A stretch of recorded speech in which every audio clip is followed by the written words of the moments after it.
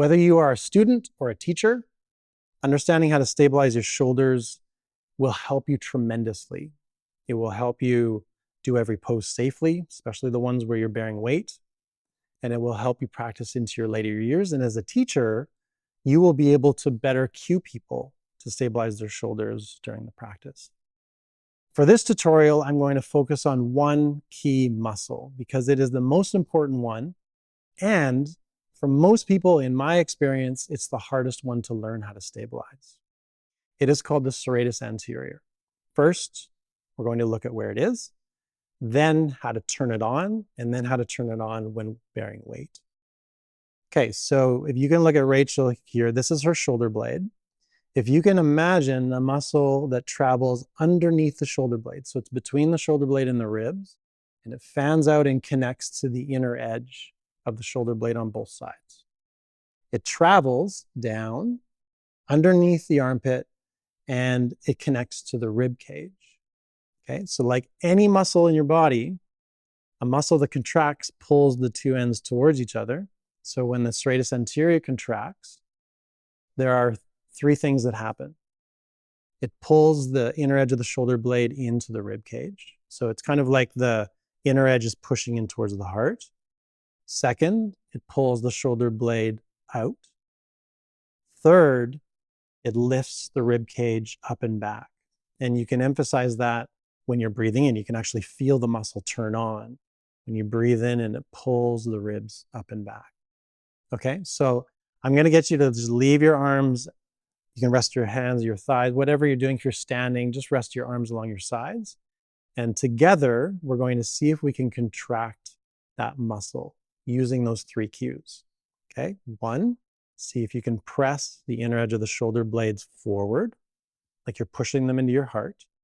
Second, you're pressing the shoulder blades away from each other. You're broadening your upper back.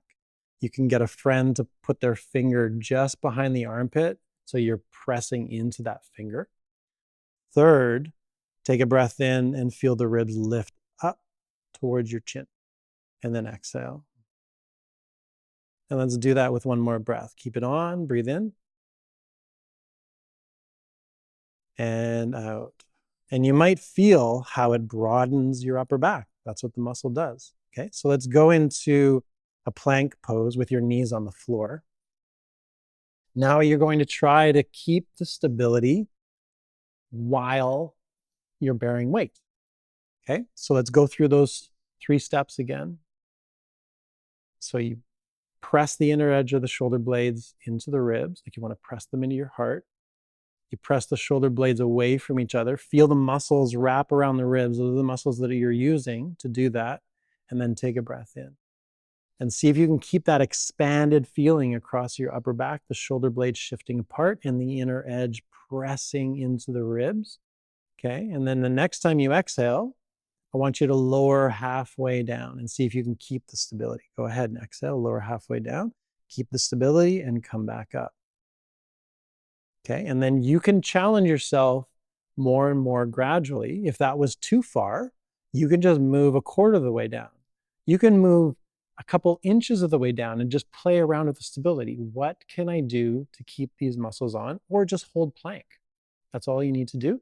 And then eventually, you want to see if you can do it in full plank. That's your goal, that every time you move from plank to chaturanga and then to upward dog and back, you're keeping the stability there. So let's try that together. Let's just see if in full plank, you can keep the stability. If you lose it, you come back up. So go ahead, inner edge of the shoulder blades in, press out to widen and broaden across the upper back. As you take a breath in, the ribs lift up towards your chin. And then exhale, keep the stability and lower down to chaturanga, up to upward facing dog, and then down to downward facing dog. Can you feel that connection through that whole movement? That is the ultimate goal. Go ahead and lower your knees down. Thank you for participating in this tutorial, and I hope that helps you as a student protect your shoulders, and as a teacher, protect the shoulders of your students.